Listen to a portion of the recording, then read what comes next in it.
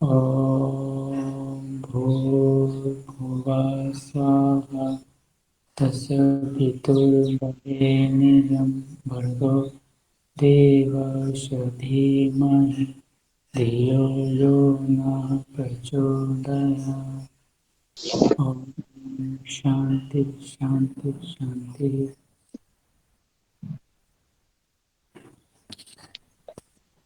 जी सभी को नमस्कार। नमस्कार सभी को। कल हम लोगों ने अष्टांग हृदय के सूत्र स्थान का 14वें श्लोक तक हम लोगों ने देखा था। दूसरे अध्याय का 14वें तक हम लोगों ने पढ़ लिया था। तो पीछे की कक्षा में से किन्हीं को कुछ पूछना है, कोई डाउट हो तो पूछ सकते हैं।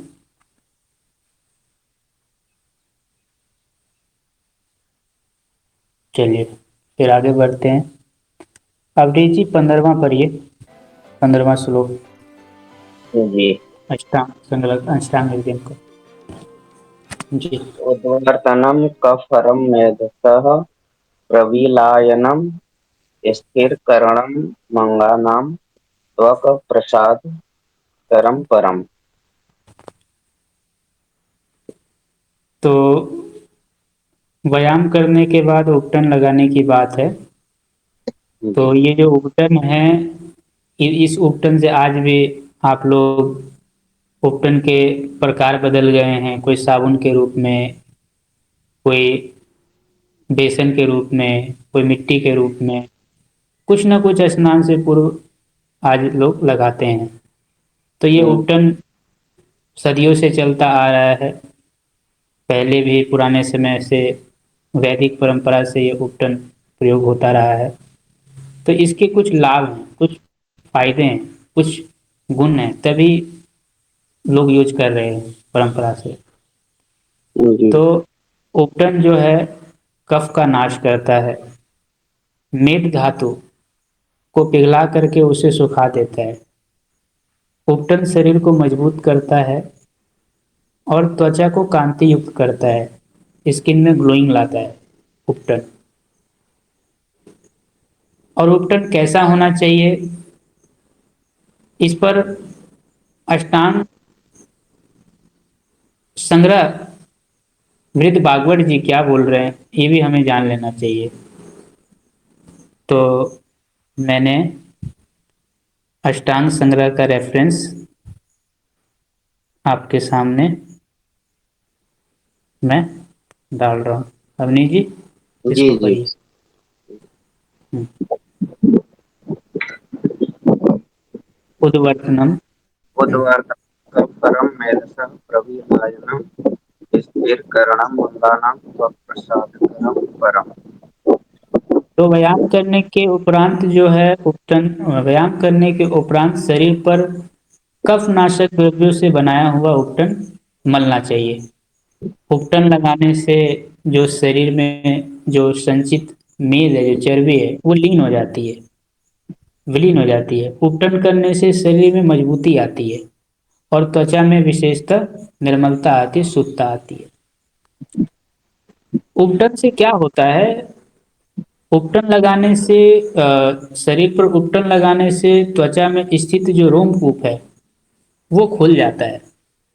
और मर्दन जो उपटन लगाने के बाद जो मर्दन किया जाता है उसका, तो त्वचा में स्थित जो पराजक पित्त है वो विशेष रूप से बढ़ता है। आगे हम देखने वाले हैं, पित्त जो है 5 प्रकार का होता है। तो त्वचा में जो पित्त रहता है उस पित्त का नाम है भ्राजक पित्त। तो भ्राजक पित्त जो है ये आपका जब हम मर्दन करते हैं तो उससे भ्राजक पित्त बढ़ जाता है विशेष रूप से।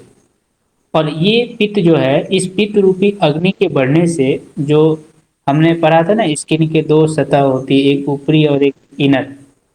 तो जो त्वचा के अधोभाग में जो स्थित है मेद है, तो त्वचा के नीचे ही मेद रहेगा। तो त्वचा के अधोभाग में स्थित जो है मेद पिघलने लगता है।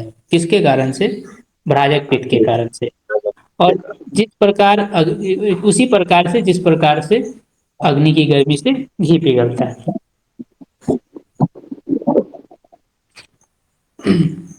और अग्नि की गर्मी से घी पिघलता है। उपटन से मैल के कारण जो, या गर्मी के कारण जो छोटी छोटी जो फोड़ी फुंसी होती हैं वो नहीं होती हैं, इसलिए उपटन का एक महत्व है। अब ये जानना है, आप लोगों के मन में डाउट आएगा कि उपटन हमें किस प्रकार का प्रयोग करना चाहिए, कैसा उपटन होना चाहिए। तो आप वक्तव्य में आइए, वक्तव्य में इन्होंने लिखा है कि जौ या चने का आटा या सरसों, इन तीनों में से कोई भी एक, जौ, चने का आटा या सरसों, इनको अच्छे से पीस करके, इनमें से कोई भी किसी भी एक को लेके, और उसमें तिल तेल तेल का मतलब आयुर्वेद में जब भी तेल आएगा तो वहां पे हमें तिल तेल लेना होता है, ये पहले भी मैंने आपसे कहा था। जौ, चने का आटा, जौ या चने का आटा या सरसों को पीस करके उसमें तिल तेल और हल्दी को मिला करके शरीर पर मसलना है। तो इसको हम उद्वर्तन बोल सकते हैं, उत्सादन बोलते हैं, या उपटन भी बोला जाता है। उद्वर्तन, उत्सादन, उपटन ये एक ही चीज है, पर्यायवाची है, ठीक है। तो इस उपटन से जो शरीर के जो रोमकूपों में जमी हुई मैल है वो भली भांति निकल जाती है। और ये जो उपटन है मैंने जो बताया, जौ चना या सरसों वाला, इसका प्रयोग छोटे बच्चों में भी कर सकते हैं, ठीक है। अब एक और उपटन बताया है, अष्टांग संग्रह के वक्तव्य में श्लोक पढ़िए, उन्होंने रेफरेंस नहीं दिया है, श्लोक सिर्फ लिख दिया है, तो फिर आप उसको पढ़ लीजिए उपटन के नीचे वक्तव्य में अष्टांग संग्रह के। अब नीचे जी जी। शरीर, और श्लोक पढ़े या हिंदी वाला? श्लोक पढ़िए, हर उपटन वाला। हरिदिकी ज्योतमरिष्ट पत्रम रौद्र त्वचो दाढ़िं वल्कंश्च एषो अंगराग कथितो यज्ञांगनानां जंग जी, कषायश्च नराधिपानम्। या आप दूसरा ये भी उपटन आप प्रयोग कर सकते हैं, अगर वो उपलब्ध ना हो तो। इसमें हरर, हरर जो फल होता है, उस हरर का हमें आ, गुठली निकाल करके जो बचेगा वो लेना है, हरर का फल, ठीक है। हरर का बीज निकाल के जो गुठली रहेगी, गुठली रहित हरर का छिलका लेना है, फल का, हरर, बड़ी हरर का, ठीक है। हरर, आम की छाल, नीम का पत्ता, लोध वृक्ष की छाल, अनार की छाल। अनार का जो फल होता है तो फल हम निकाल लेंगे, और जो छिलका बच गया बाहर का वो हम ले लेंगे। क्या बोलते हैं उसको आप लोग, अवनी जी? जी। अनार का जो खाने के बाद जो बच जाता है उसको आप क्या बोलते हैं? अनार को खाने पर वही छिलका ही तो बोलते हैं। छिलका, हाँ। तो अनार का छिलका, और ऐसे ही हरर का छिलका, आम की छाल, नीम के पत्ते, और लोद्र वृक्ष की छाल। लोद्र क्या होता है ये आप जान लीजिए। लोद्र जो होता है, ये मैंने फोटो भेजा है, आप देख लीजिए अवनीत जी, जी जी, लोद्र का देखा। फोटो आप देख रहे हैं? जी, ये लोद्र है। और ये आपको नागपुर में, कोंकण में, और ये उत्तरी उत्तर पूर्वी भारत में ना, मतलब 700 से 1000 मीटर की ऊंचाई पर ये मिलता है साधारणतः। असम में भी ये पाया जाता है। इसकी जो, ये ना मध्यम आकार का वृक्ष होता है, ठीक है। और लगभग 6 मीटर तक की ऊंचाई तक की हाइट की, 6 मीटर तक की हाइट का ये वृक्ष होता है। और ये, इसका जो फूल है, ये पुष्प काल और फल काल नवंबर से लेकर के मई तक होता है। और इसका जो फल है 1.5 सेंटीमीटर लंबा, और बैगनी कृष्ण वर्ण का, और स्निग्ध होता है। और इसको ना मतलब लाक्षा प्रसादन ही बोलते हैं। लोद्र का जो प्रयोग है वो लाख को साफ करने में भी किया जाता है, इसके लिए इसका नाम, एक नाम लाक्षा प्रसादन भी है। और इसका उपयोग जो है छाल में, छाल का उपयोग विशेषता होता है इसका। और इसको कुछ लोग लोद्र बोलते हैं, उर्दू में इसको लोद्र पठानी बोलते हैं। आपने नाम सुना होगा अवनी जी, पठानी लोद्र, सुना है क्या इससे पहले कभी? नहीं, हम नहीं।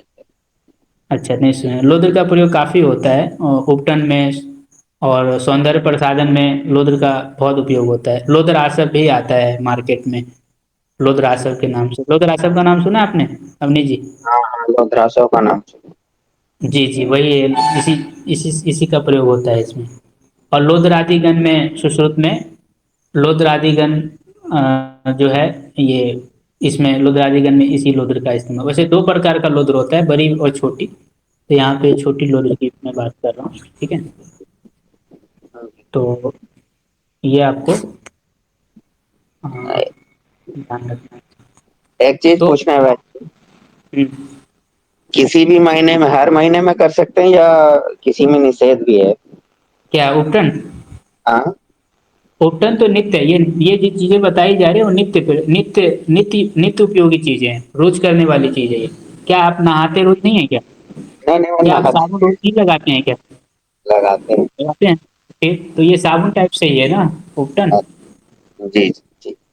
हाँ, तो हरड़, आम की छाल, नीम का पत्ता, लोध वृक्ष की छाल और अनार, इनको चूर्ण बना के रख लीजिए। चूर्ण बना के समान मात्रा में, इनको समान मात्रा में ले करके चूर्ण बना करके चलनी से छान करके कांच की शीशी में, कांच के जार में या अच्छा कोई अच्छे से एयर टाइट डब्बे में रख लीजिए। और जब भी जरूरत हो, नहाने से पहले जितना आवश्यकता हो उस उतना ले करके उसको दूध में या पानी में मिला करके शरीर पर मलना है ना, मसलना है।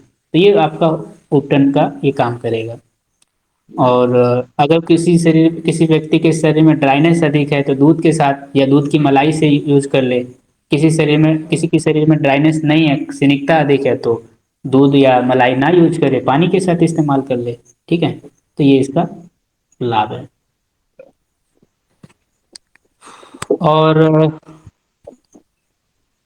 ये तो हो गया। और उद्वर्तन जब आप कर रहे हैं तो हाथ से आप कर सकते हैं, अच्छी बात है।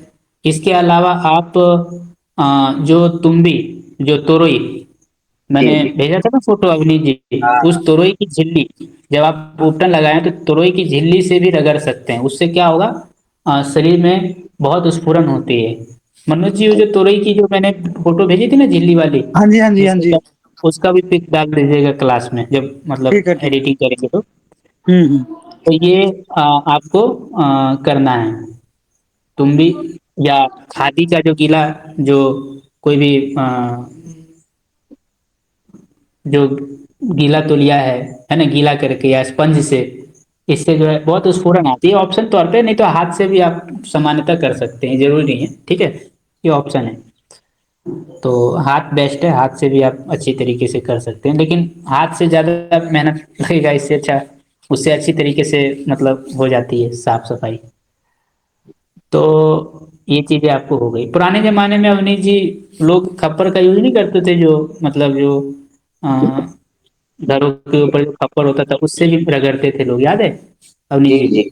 जी हाँ, पत्थर से भी हम लोग खुद बचपन में पत्थर रगड़े से, हैं। हाँ पत्थर से भी रगड़ते थे, तो ये भी मतलब करते थे लोग।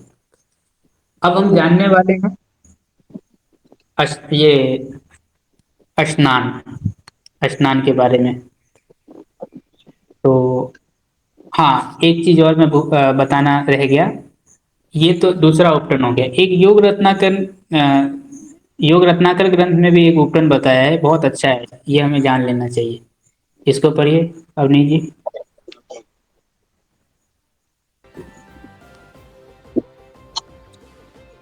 यह सदा सदा अम्ल सदा अमल कै स्नानम करोति स विनिश्चितम बलि बलि विमुक्तो जीवेत वर्ष शतम नरः।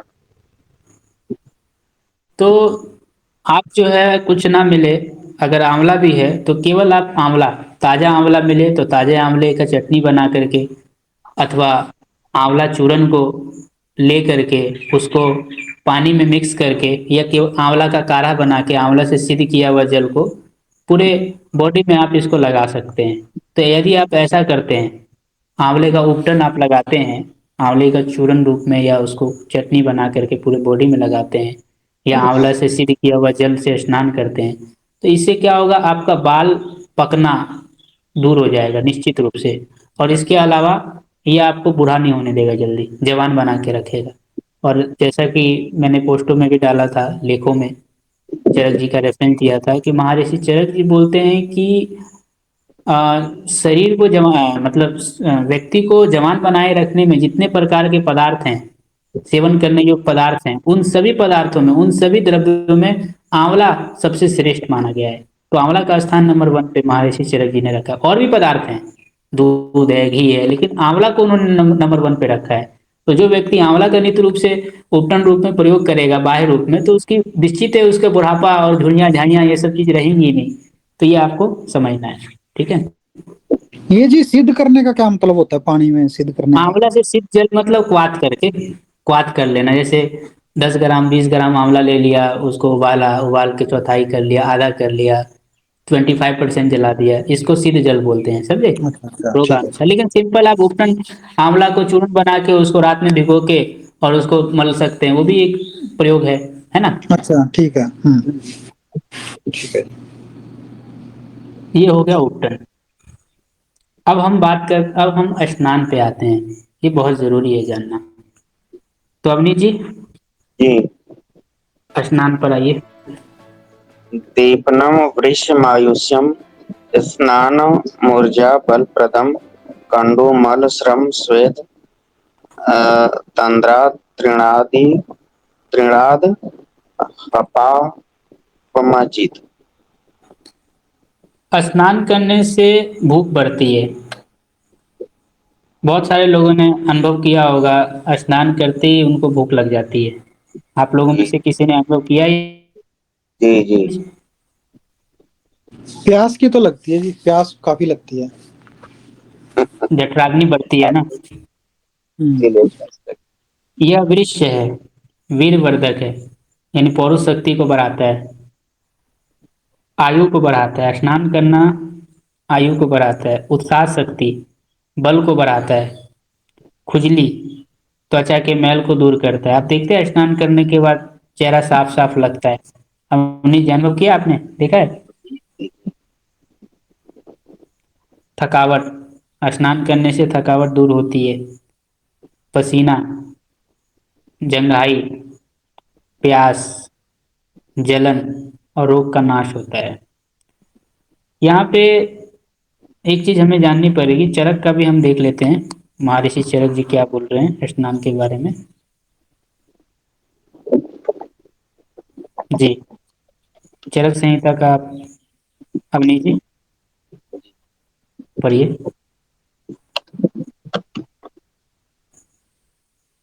दौड़ स्नान के लाभ। हाँ, पवित्रम।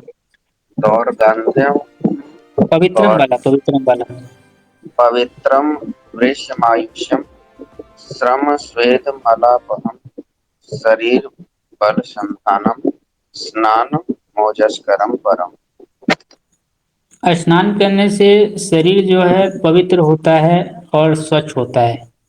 वृक्ष है, लंबी आयु को देता है, थकावट दूर करता है, पसीना को दूर करता है, मल को दूर करता है, शरीर के बल को बढ़ाता है और शरीर में ओज की वृद्धि करता है, ठीक है। शरीर में ग्लोइंग लाता है स्नान करना। शरीर में बल बढ़ाता है, ठीक है।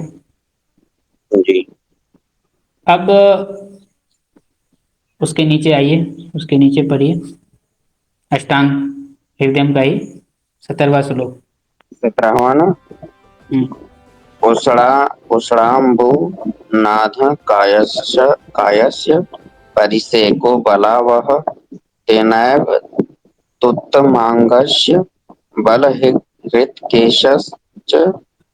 क्षेत्र बलहृत्केश चक्षुषाम्।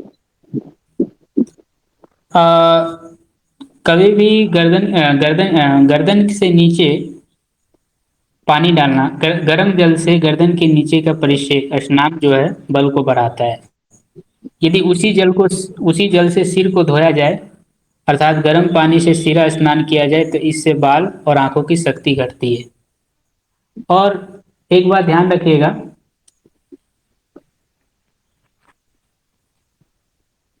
कि जो गर्म पानी है, गर्म पानी आंखों और बालों के लिए अतिशय नुकसानदायक है। गर्म पानी से बालों की जड़ें हैं वो कमजोर हो जाती हैं। जिस प्रकार फूल या पौधे में गर्म पानी को यदि हम डालें उसकी जड़ों में, तो वो मुरझा जाते हैं, उसी प्रकार से सिर के बाल भी गिरने लगते हैं। तो यही बात आंखों के साथ भी है। तो गर्म पानी जो है सिर और आंखों के लिए नुकसानदायक है। इस बात पर राजीव भाई दीक्षित जी बहुत जोर दिया करते थे। महाराष्ट्र में और अन्य कुछ राज्यों में ये गर्म पानी का रिवाज से गर्म पानी से स्नान का रिवाज जो है काफी अधिक है। तो इस बात का ध्यान रखें कि गर्म पानी से सिर को और आंखों को बिल्कुल ना धोया करें सामान्य अवस्था में। कोई रोग अवस्था में कोई अति आवश्यक हो तो उन अवस्थाओं को छोड़ के, अपवाद को छोड़ के सामान्यतः गर्म पानी से सिर को और आंखों को धोने से हमें बचना होता है। इस बात का ध्यान रखिए। और इसी बात को सुश्रुत जी ने बहुत अच्छे से बताया है। तो सुश्रुत जी का हम लोग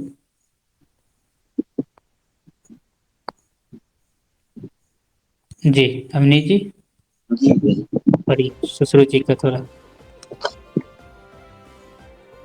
निद्रा दाहमकम हरम स्वेद कंडु तृषापहम हृदयम मलहरम श्रेष्ठम सर्वेन्द्रिय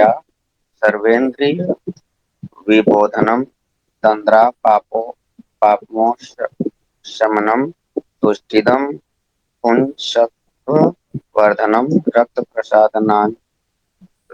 प्रसादन अंचापि स्नानमग्नेश्च दीपनम उषणेन शिरसः स्नानमहितं चक्षुषः सदा शीतेन शिरसः स्नानं चक्षुष्यमिति निर्दिशे श्लेष्म मारुतकोपे तु ज्ञात्वा व्याधि बलाबलं काममोषणं शिरः स्नानम् ऐश्वर्यार्थ समाचरेत्। तो हमेशा उष्ण जल से सिरा स्नान आंखों के लिए हानिकारक है और शीतल जल से सिरा स्नान नेत्रों के लिए सर्वथा लाभप्रद है। तो आंखों के लिए जो है शीतल जल से सिरा स्नान लाभकारी है। किसी को कोई कफज रोग हो गया या वातज रोग हो गया तो कफज और वातज रोगों में आवश्यकता होने पर जो औषधि से सिद्ध किया हुआ जल है, औषधि से सिद्ध किया हुआ जल को सुहाता गर्म यानी सुखोष्ण जल से स्नान किया जा सकता है।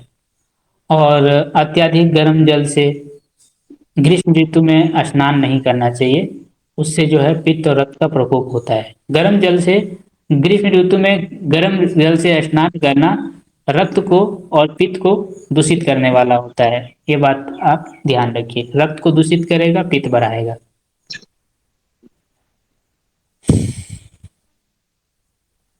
तो जैसे वैद्य जी जो ठंडे प्रदेशों में रहते हैं वो लोग अक्सर गीजर से या गर्म पानी करके नहाते हैं, तो क्या वो सही है या गलत है? वो गर्दन से नीचे वाले एरियो में उनको जो है गर्म जल से स्नान लाभकारी है।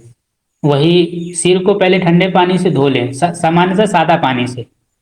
ठंडा पानी मतलब बर्फ वाला, बर्फ जितना ठंडा पानी नहीं होना चाहिए, मतलब सामान्यतः जैसे जो नॉर्मल होता है ना उस हिसाब से, समझे।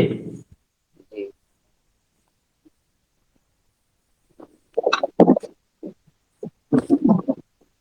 ये अभी आएंगे, स्नान विधि पढ़ रहे हैं ना तो उसमें आएगा ये विषय। जी। अब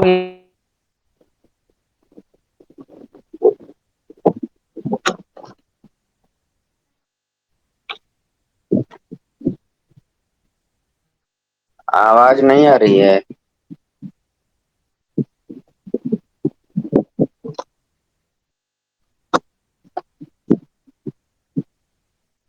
हेलो।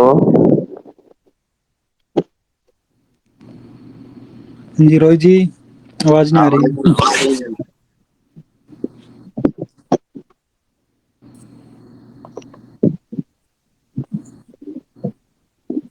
अवनीत जी इसको पढ़िए, मैंने भेजा।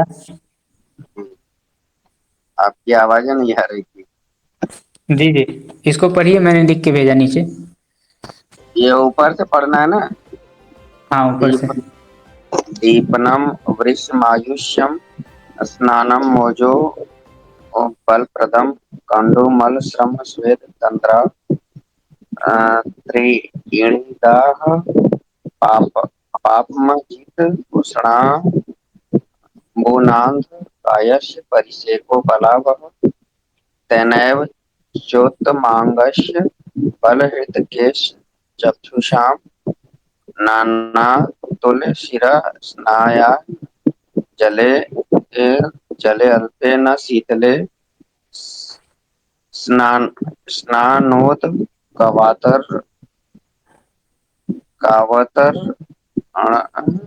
स्वप्नमाग्नोच माचरेत पंच पिंडा न नु नित्य न स्नाया पर वारिणी।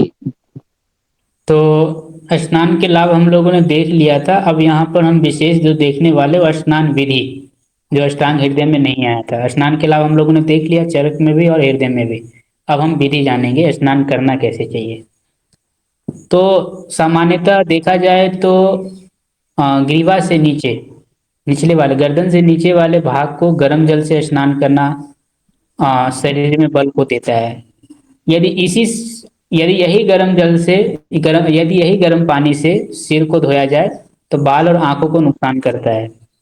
ठीक है, तो आंखों और सिर पर शीतल जल, ठीक है, साधारणतः सादा जल, आंखों और सिर पर शीतल जल और ग्रीवा से नीचे निचले शेष शरीर भाग पर गर्म पानी डालना चाहिए। तो तरीका क्या है स्नान करने का? लोग कहते हैं ना कि पहले पैर से धोएं, पहले पैर में पानी डालें कि पहले सर से स्नान करिए, बहुत प्रश्न रहता है लोगों में। तो यहाँ पे अष्टांग संग्रह में महर्षि चरक जी बोलते हैं कि नहाने से पहले सिर को धो लीजिए आप सादा पानी से। नहाने से पहले सिर को धो लीजिए। बिना पहले सिर को धोए स्नान नहीं करना चाहिए। और थोड़े से पानी में स्नान नहीं करना है, क्योंकि थोड़े से पानी में स्नान अच्छे से हो नहीं पाएगा, अंग वगैरह सही से यूज नहीं होगा। जितना पर्याप्त मात्रा में जितना जरूरी पानी है उतना तो हमें लेना ही चाहिए। और बर्फ के पानी से स्नान नहीं करना चाहिए, बहुत शीतल जल में, है ना, बहुत ज्यादा ठंडा है। अब जो आप अवनीत जी, आपका प्रश्न था कि जो लोग बहुत ठंडे जगह में रहते हैं, तो ऐसे जगहों में उनके लिए वो बहुत ठंडा पानी हो गया, तो वहां पर वो ठंडा पानी से स्नान करने की मनाही कर रहे हैं महर्षि चरक बागवट जी। वो कह रहे हैं कि पानी को थोड़ा सा ठंडापन को कम करे। तो ठंडापन को कम करने के लिए क्या किया जाएगा अवनीत जी, बताइए क्या क्या उपाय है? अवनीत ठंडा जी, करने जी, ठंडा ठंडापन करने को के कम करने के लिए क्या किया जाएगा? लिए हल्का सा शीतल जल लेके करेंगे स्नान। उसको थोड़ा सा तापमान को, ठंडापन को कम करने के लिए उसमें थोड़ा सा तापमान बढ़ाना पड़ेगा ना, हीट देना पड़ेगा ना, गर्म करना पड़ेगा ना थोड़ा, हल्का सा गर्म करना पड़ेगा। हल्का गर्म करना पड़ेगा। तो वही बात यहाँ पे आ रही है कि अधिक शीतल जल में स्नान नहीं होना चाहिए जो ठंडे प्रदेशों में रहते हैं उनके लिए। और जी स्नान करते समय एक सभ्यता है, शिष्टाचार है कि आपका जो है कपड़े पूरे उतार के नहीं स्नान करना होता है। अगर कोई व्यक्ति मान लीजिए कोई बाथरूम में नहा रहा है तो उसकी एक अलग बात है, वो भी तो एक तरह से ढका ढका हुआ टाइप से हो गया ना, मतलब एक तरह से। तो ये हमें ध्यान रखना है। और कभी भी अ, और बिना वस्त्र उतार करके नहीं सोना है, मतलब कटी वस्त्र पहने हुआ होना चाहिए। और स्नान करने से पहले परमात्मा को ध्यान करके, मतलब मंत्र वगैरह करके, स्नान करने का भी मंत्र होता है, वो परमात्मा का स्मरण करके फिर वो स्नान करना होता है। ये बात उन्होंने महर्षि बागवट जी ने बताई। अब कुछ और बातें स्नान विधि में रह गया है, वो हमें जाननी ये चाहिए। ये ग्रीष्म ऋतु में भी जो गर्दन से नीचे का भाग है वो गर्म पानी से नहाना चाहिए या? नहीं नहीं, वो तापमान के हिसाब से देखा जाएगा। ग्रीष्म ऋतु में आप सुखोष्ण, अब तो पहले से ही ऑलरेडी वो गर्म है ना, पहले से ही ऑलरेडी वो चीजें है ना, तो उसके लिए जरूरत नहीं है, समझे। देखिए यहाँ पर मैंने जो है ये सुश्रुत का जो रेफरेंस भेजा है वो खुद स्पष्ट रूप से वो बता रहे हैं कि कफ रोग तथा वात रोग में आवश्यक होने पर आवश्यकता होने पर वो गर्म जल से, सुहाता गर्म जल से स्नान कर सकते हैं। अगर आवश्यकता नहीं है तो हमें जरूरत नहीं है। कोई रोग आ गया, कोई उसमें हमें विशेष रूप से गर्म जल लाभकारी दिख रहा है तो हमें वो करना होता है। समझ रहे कि नहीं समझ रहे? ये वो तो सिर आवश्यकता के होने लिए पर ही बोला है ना करना। जी बस, लेकिन जो गर्दन के नीचे वाला भाग है उसके लिए। गर्दन से नीचे वाला सामान्यतः सादा जल से भी चलेगा, कोई दिक्कत नहीं है। अच्छा, ठीक है। ठीक है। और कोई मोटा है, मेद है, तो उसके लिए सुकोष्ण जल बिल्कुल चलेगा, नित्य रूप से वो कर सकता है, कोई दिक्कत नहीं है। ठीक है। हाँ जी। गर्मी में थोड़ा कम कम सुकोष्ण रहेगा, ठंडी में थोड़ा ज्यादा रहेगा। मतलब इस पर भी निर्भर करता है ना, पानी कितना गर्म होना चाहिए। हम्म, प्रकृति के ऊपर निर्भर करती है, देश के ऊपर, काल के ऊपर, मौसम के ऊपर। समझ कि नहीं? जी। हाँ जी। ठंडी में वही, ठंडी में जो गर्म है, गर्म पानी है, और गर्मी में जो गर्म पानी है, दोनों में अंतर मिलेगा कि नहीं मिलेगा आपको? बिल्कुल। मिलेगा कि नहीं मिलेगा? हाँ काल के मिले। कारण। तो वही बात है। तो अब कुछ और बातें रह गई हैं, उसको हम देख लेते हैं। अष्टांग संग्रह में ये चीजें पढ़िए अवनी जी।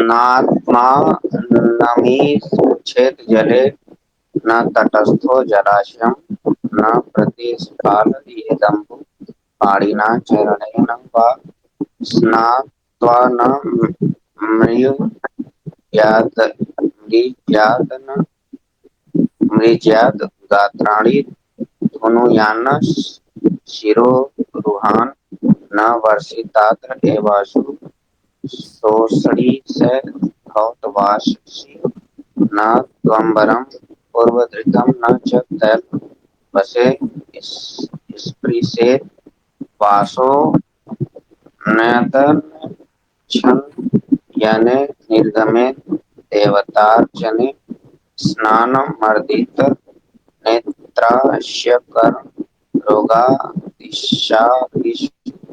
आगमान पीन साजीर्ण भुक्तवत्सु च गर्हितम्। जी। कह रहे हैं कि जल के अंदर अपनी परछाई नहीं देखना चाहिए। बहुत सारे लोग कुआं के अंदर झांक करके अपना पिक्चर देखते रहते हैं, बच्चे लोग खास करके। तो वो चीज़ नहीं करनी होती है। और नदी के किनारे बैठ करके पानी में नहीं देखना होता है। बहुत सारे लोग ऐसे करते हैं। तो बच्चे लोग खास करके, और पाँव या हाथ से पानी को थपेरे नहीं मारना चाहिए, खास करके स्विमिंग पूल में जाने के बाद।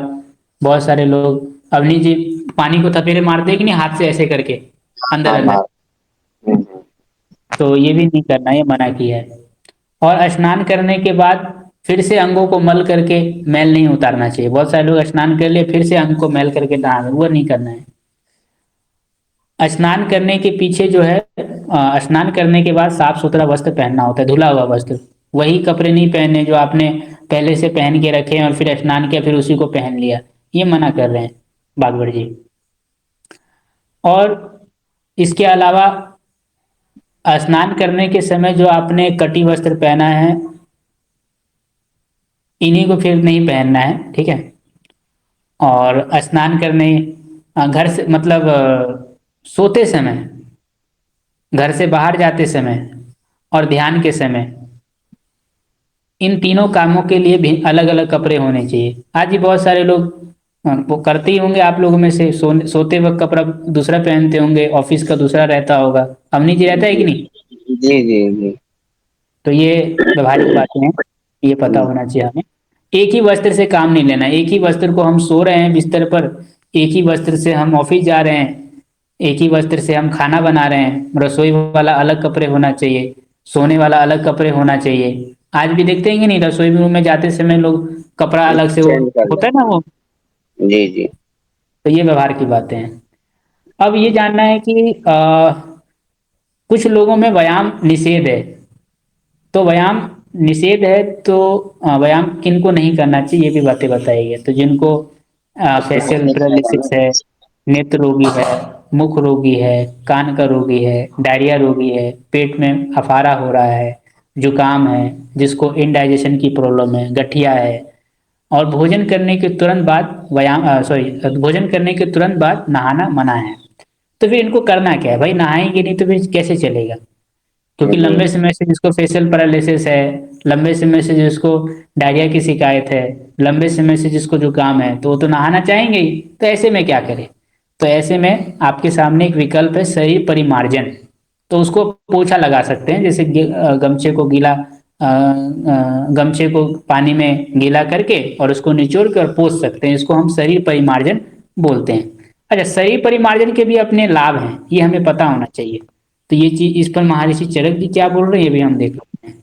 जी अवनीश जी पढ़िए। अवनीश जी पढ़िए। दौर दौर्गन्ध्यम पार्वं तंद्रा कडु कंडु मल मरोचकम स्वेद बिभत्स ताम हन्ति शरीर परिमार्जनम। जी, परिमार्जन का मतलब होता है शुद्धि। ठीक है, तो जी। शरीर की शुद्धि। तो यहाँ पर हमें शुद्धता बहुत जरूरी है, शरीर की हमें शुद्धता चाहिए। अब इन रोगों में मना किया गया है, नहाना नहीं है। तो नहाना नहीं है तो क्या करना चाहिए अवनी जी? शरीर परिमार्जन। परिमार्जन। परिमार्जन करना चाहिए। तो परिमार्जन का अर्थ होता है जल में कपड़े को भिगा करके या स्पंज द्वारा, मतलब कपड़े भिगा करके उसको निचोड़ करके और उसको फिर रगड़ना होता है, उसको मल को दूर करना होता है ना। तो इससे क्या होगा, शरीर का दुर्गंध दूर होगा, भारीपन जाएगा, आलसपन दूर होगा, खुजली जाएगी, मैल दूर होगा, काम में मन लगेगा, भोजन के प्रति रुचि आएगी, है ना। जो पसीना अधिक निकलने के कारण जो कष्ट हो रहा है वो दूर होगा। तो ये शरीर शरीर परिमार्जन के लाभ हैं। अब कुछ लोग सुगंधित द्रव्यों का प्रयोग करते हैं स्नान के बाद। कुछ लोग इत्र वगैरह लगाते हैं। तो स्नान करने के बाद अनुलेपन करना होता है, जैसे चंदन हो गया, केसर हो गया, इसका टीका वगैरह प्रयोग करना होता है ना। तो आजकल सुगंधित पाउडर, उड़ने वाले इत्र आदि का प्रयोग होता है, जिससे शरीर की दुर्गंधी नष्ट होती है। जी। और अनुलेपन भी उनको नहीं करना है जिनको स्नान का निषेध है, मना है। उनको भी अनुलेपन का निषेध है, मना है। इस बात का हमें ध्यान रखना है। तो आज हम लोगों ने विस्तार से उपटन के बारे में, स्नान के बारे में विधि पूर्वक अध्ययन किया है, स्वाध्याय किया है। जी। तो कल से हम लोग सदवृत्त के बारे में जानेंगे। ये बहुत ही इंटरेस्टिंग टॉपिक है, बहुत ही व्यवहारिक है। अगर इसको हमने उतार लिया तो हमारा जीवन सुखमय होने वाला है, दुख नहीं होंगे हम जिंदगी में कभी। तो किन्हीं को कुछ पूछना है? जी, ये जो स्नान का निषेध बताया गया है, तो इसमें हम शरीर परिमार्जन कर सकते हैं ना? बिल्कुल बिल्कुल बिल्कुल। ठीक। तो मतलब ये जीर्ण शरीर लेकिन रोग परिमार्जन। जीर्ण हो, लोग रोग जीर्ण हो जाए। जैसे नया बुखार है, तो नया बुखार में 2-3 दिन शरीर परिमार्जन और बुखार नहाने को रोक करके, उसके बाद कुछ दिन बाद हम जब बुखार बना भी हुआ है तब भी जो है आप शरीर परिमार्जन कर सकते हैं। ठीक है। मतलब किसी भी तरह की अगर बीमारी है तो उसमें 2-3 दिन रुक के वो शरीर परिमार्जन करना है, कहने का मतलब यही है बस। नहीं, जिन रोगों में स्नान निषेध किया गया, किसी भी हाँ प्रकार का हाँ नहीं, हाँ, स्नान वही निषेध। स्नान जी निषेध वाले में ही, जी जी जिसमें जी। जिसमें तो स्नान निषेध जिसमें किया गया है अपक्व तो। अवस्था में, रोग के अपक्व अवस्था में स्नान और परिमार्जन छोड़ छोड़ देना है। जब रोग पक्व हो जाए, जीर्ण हो जाए, पुराना हो जाए, है ना, तब जी। शरीर परिमार्जन से काम हमें चलाना होगा। समझे कि नहीं?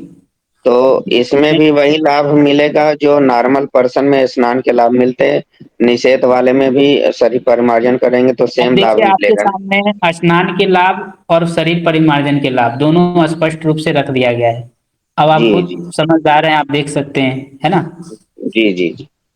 दोनों के अपने अपने लाभ हैं और दोनों के अपनी जगह पे उपयोगिता है। तभी तो बताया, अगर दोनों के एक जैसे होते तो फिर दोनों अलग अलग क्यों विधान आता, बताइए। जी जी डायरेक्ट लिखते हैं ना, स्नान के जो लाभ है वही शरीर परिमार्जन के लाभ है। आप समझ रहे हैं? जी जी। हम्म।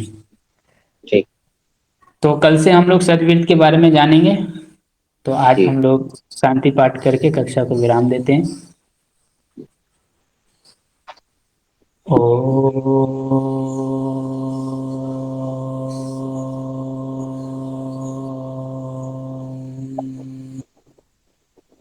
शांति शांति शांति।